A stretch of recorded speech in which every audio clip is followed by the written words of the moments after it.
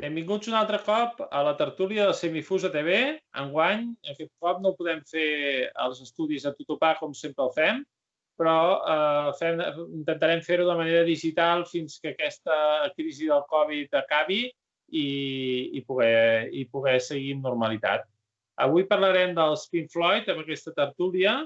Els Pink Floyd va ser una banda de música britànica que ha considerat un dels influents de la música rock, amb els seus fundadors, el Syd Barrett a la guitarra i veu, Roger Waters baix i veu, Richard Witt a l'orgue i teclats, Nick Manson a la bateria, i es van donar a conèixer l'any 66 a l'underground de Londres. I el 1968 Barrett va ser substituït per David Gilmour. A partir d'aquell grup, aquest de llavors, el grup va ser liderat per Waters i Gilmour. I ara us passo a presentar el primer convidat, és el Lluís Paloma. És un productor, enginyer de gravació de Terrassa, fotògraf, dibuixant, membre de la massa coral i del grup Els Visitants i fan dels Pink Floyd. Bones, què tal? Bones. Bona tarda a tothom. I aquí li és per donar guerra. Molt bé. Després tenim el Manel Calza, que és col·leccionista des del 1975 i ha anat a tots els concerts de Pink Floyd i Waters a Barcelona i també a l'estranger. I és membre dels Pink Floydianos de Catalunya, que això també en parlarem avui de què és. Bones, què tal? Hola, molt bé. Molt bé. I ja per acabar tenim el Jordi Ferreres, músic i professor, ha fet de bateria més de 30 enregistraments des del 1996 i actualment està fent els seus discos en solitari com a cantautor amb el seu disc L'home sense dits i és fan del Pink Floyd des dels 12 anys. Si us sembla, primer, una mica parlaríem des de quan vau començar a seguir Pink Floyd i una mica d'on va vindre aquesta passió per Pink Floyd, perquè jo personalment, per exemple, a mi em va vindre de cara a mon pare.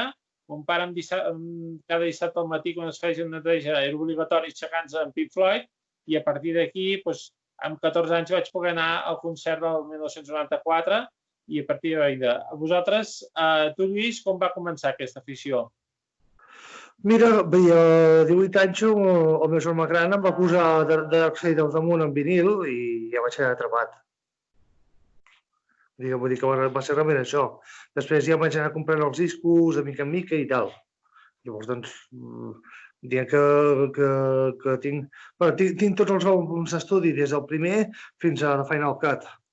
I també doncs, tinc algun disc pirata i alguna cosa així. Vull dir, jo sobretot som fan dels discos, però els tinc bastant ben controlats. Molt bé. I tu, Manel, com va començar això?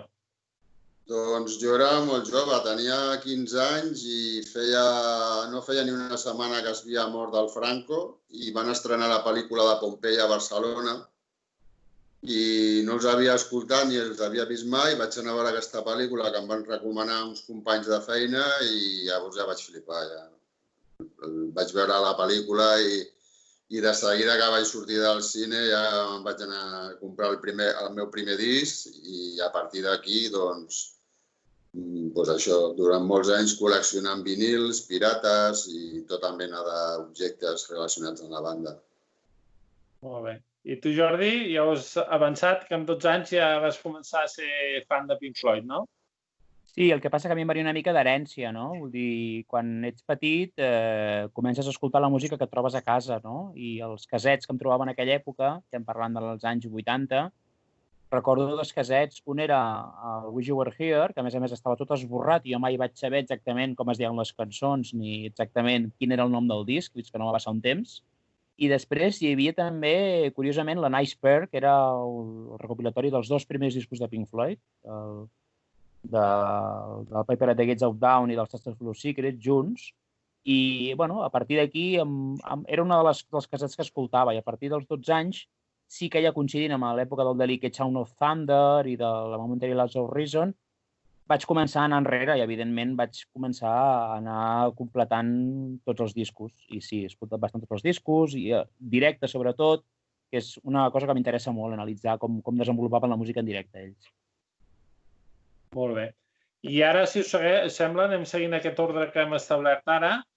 Una mica us volia parlar de què significa per vosaltres Pink Floyd i una mica, aquí tenim dos músics i un col·leccionista, no?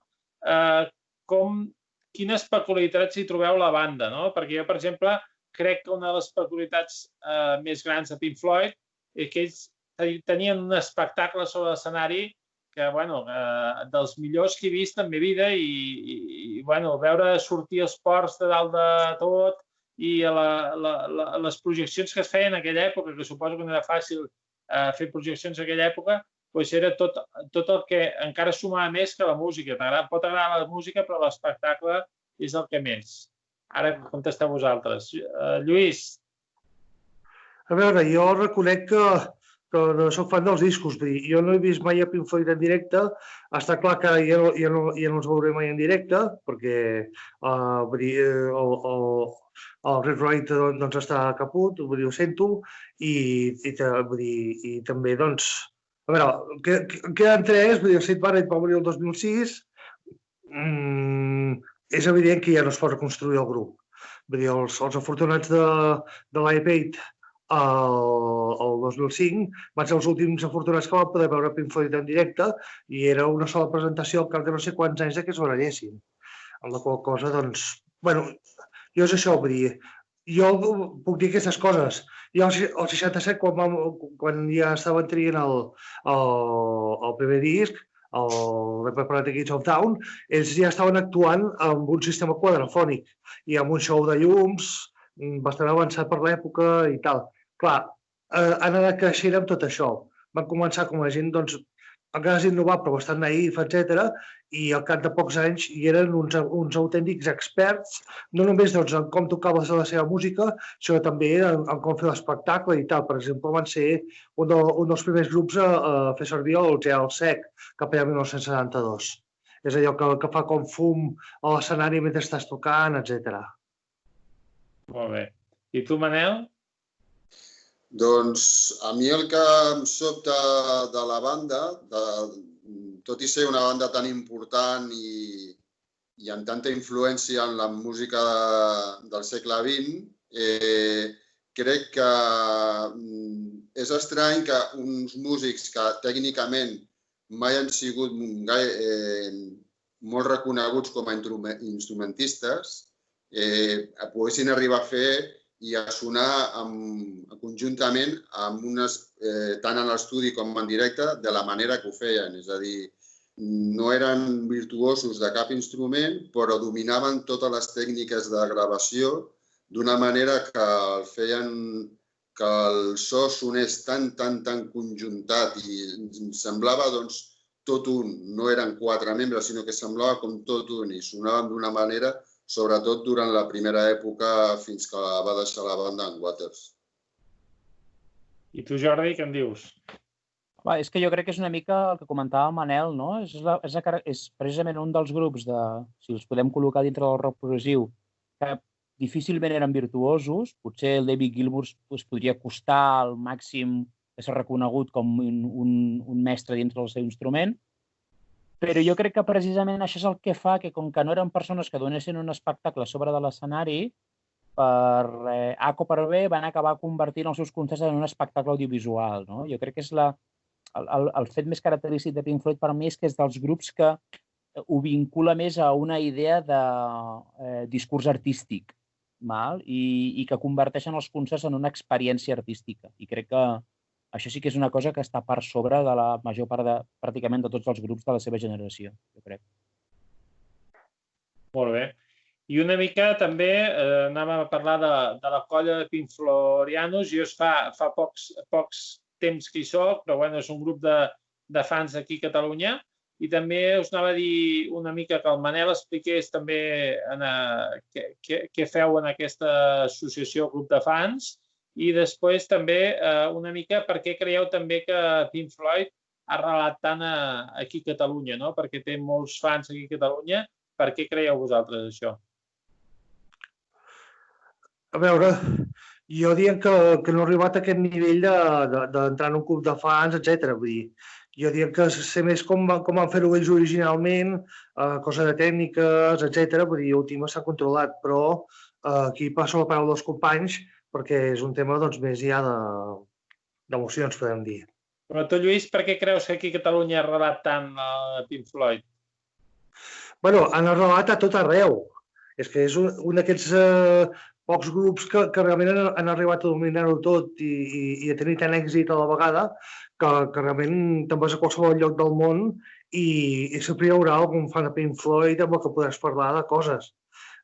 És realment això. Vull dir, jo puc parlar, per exemple, d'una pàgina web que un fan de Pink Floyd, que a més sap tocar la guitarra i que té un grup, doncs ha fet una pàgina web que es diu Gilmoreish, que va tota sobre com el David Gilmour toca els instruments que fa servir, els pedals que fa servir, proves de les diferents variants dels pedals que fa servir, bla, bla, bla. És una web sobre una sola cosa, però està molt bé. Molt bé. Manel, il·lustra'ns, què són els Pink Floydianos? A veure. Els Pink Floydianos són un grup d'amics i seguidors de la banda que fa un parell d'anys en Àlex, que és el moderador de la pàgina de Pink Floyd Catalunya al Facebook, es va juntar amb uns quants aficionats i a partir d'aquí ha anat creixent i va anar obrint a l'Instagram, a totes les plataformes i ara bàsicament ens movem a nivell de WhatsApp, també publiquem coses a l'Instagram i som més o menys uns 500 membres i molt sovint anem debatent aspectes musicals, aspectes gràfics, com per exemple quina és la portada que més t'agrada, quina és la que menys t'agrada, i anem debatent coses que van sortint al voltant del món de Pink Floyd. Molt bé. Jordi, què creus? Per què ha arrelat tant la música de Pink Floyd?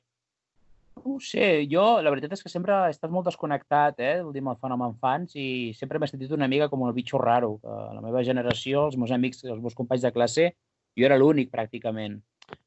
Potser és perquè el fet que aquí a Catalunya, el fenomen de la cultura i el fet de als anys 70, amb el fenomen de la música laietana, igual això va fer que la gent tingués més predisposició a escoltar un determinat tipus de música. De fet, el rock progressiu a Catalunya sempre ha arrelat bastant. Vull dir, a Tiana es feia el festival, els King Crimson van arribar a tocar a Granollers als anys 70, i crec que potser està en aquesta línia, potser la presència que hi hagi fans de Pink Floyd aquí. Molt bé. I ara us anava a comentar, us he demanat que ens portéssiu un objecte especial per vosaltres de Pink Floyd i també us volia dir un record. M'ensenyéssiu un record. Jo, per mi, el record més important és l'any 94 que els vaig veure i el disc més important és aquest, el Wish You Were Here de Pink Floyd, que el vaig heredar de mon pare, comprat de l'època de l'any 75 i, bueno, aquest també em sembla que té diferents portades i no sé quina història, no ho arribo a conèixer, però sé alguna cosa d'això. La portada original era tota una funda negra, per entendre'ns, amb un petit sticker, i llavors quan tu el compraves havies de trencar el plàstic negre per accedir al vinil, i darrere del plàstic negre llavors apareixia aquesta fotografia. Molt bé. Doncs si us sembla... Per digues. Hi ha una història també en la portada aquesta del Wish You Were Here de que, clar, en aquella època no es podien fer els efectes que es fan avui en dia amb la informàtica i realment van tenir que cremar l'home que li dona la mà de la dreta cremant-se realment, s'estava cremant i duia un tratge d'aquests com un neoprè, però va haver-hi un moment en què estaven gravant per fer la foto i l'home s'estava cremant literalment i hi ha una seqüència de fotos on es veu que darrere hi ha un equip amb un extintor que el van tenir que acabar apagant perquè si no es cremava l'home viu. Si us sembla, fem la ronda d'això. Record més especial que teniu dels Pink Floyd i objecte que li teniu més carinyo. Lluís? Doncs això, vull dir, el record seria, doncs això, a 18 anys, quan estava molt tancat a Respecte al Rock, etc., va el meu germà gran i em posa The Dark Side of the Moon en vinil. I clar, vaig flipar. Me'n recordo això, va ser que sí que havia escoltat aquell disc quan tenia un parell d'anys i tal, quan el meu germà s'ho posava, però gairebé que ni me'n recordava, i això de sentir aquell disc em va canviar la vida. I jo dic, hosti... Llavors, sí que recomano, de totes maneres, aquest primer disc, que és The Piper at the Gates of Dawn, que és el disc pràcticament tot compost per Syd Barrett, i que a mi també em va canviar molt la vida. Vull dir, el vaig sentir, la primera vegada em va costar moltíssim d'acceptar perquè és un disc totalment diferent dels que coneixem. Però va arribar un moment que vaig fer el clic i des d'aleshores que m'agrada molt realment. Vull dir, hi ha temes com Astronomy Domine, l'altre tema, diguem, Prescinding Place Interstellar Overdrive, però també doncs, això, temes com Lucifer Sam, Matilda Mother, The Gnome, Scarecrow, Bike, és un món en si mateix. Només penseu que aquest disc el van estar gravant mentre els Beatles estaven gravant Sgt. Pepper en un altre estudi a Abbey Road. Vull dir, dos grans discos s'estaven gravant a la vegada. És impressionant. I Manel, tu com expliques? A veure...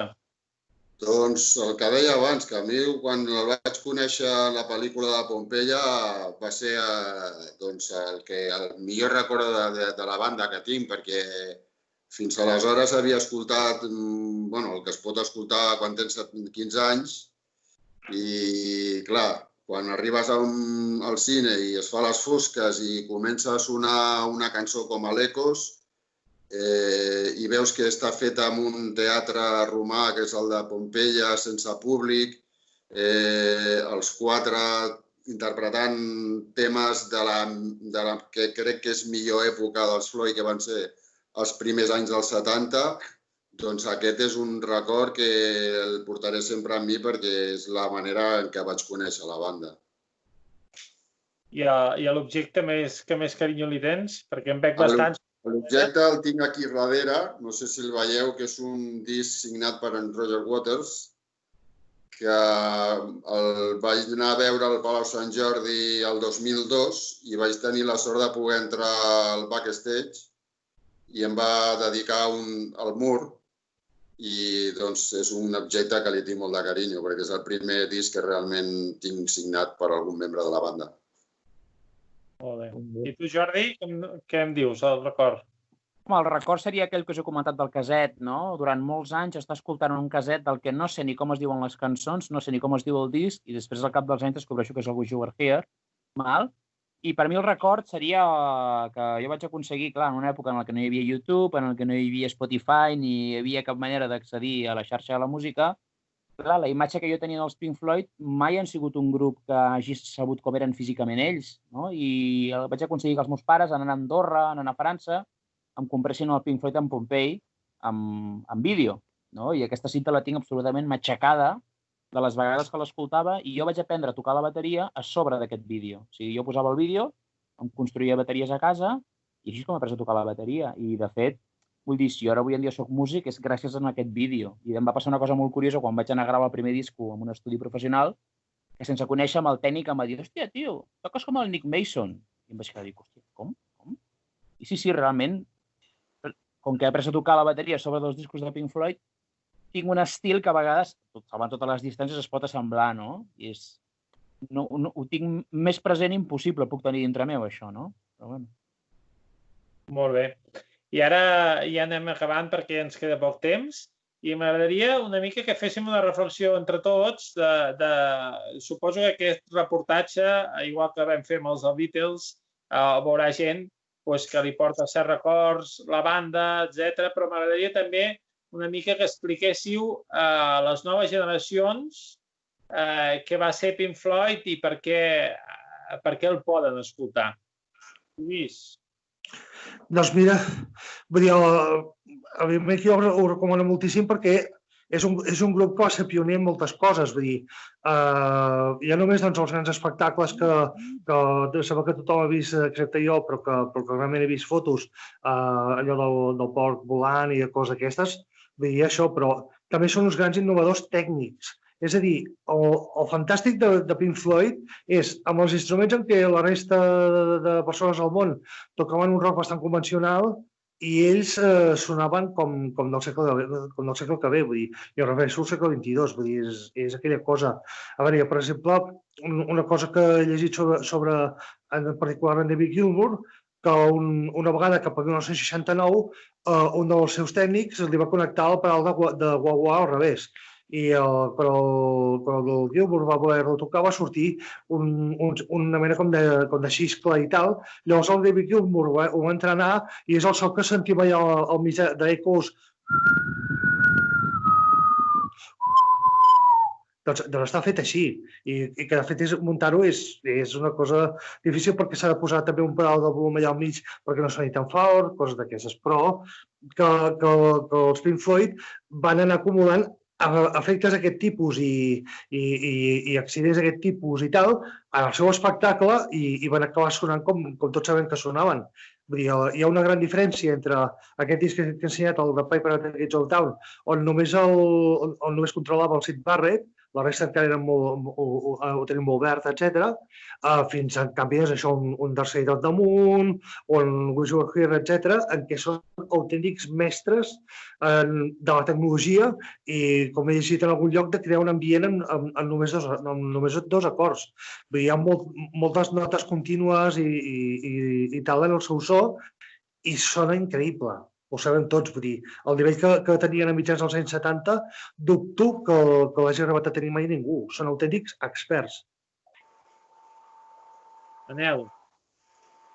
Doncs a la gent que ara comença a escoltar Pink Floyd, la gent jove ara comença, doncs, home, no els hi hem de dir gaire perquè ja pel que veiem en el grup de Pink Floydianos, hi ha molta gent que ja comença ja a donar-se en compte de la importància de la banda i a gaudir de la seva música, doncs encara que hagin passat tants anys, no? I aleshores, doncs, hi ha una afició creixent de conèixer els primers discos de la banda, que eren poder els més importants, i doncs te n'adones que el que deia en Lluís, que en 4 canyes, com qui diu, et feien un tema que ningú en aquella època era capaç de fer.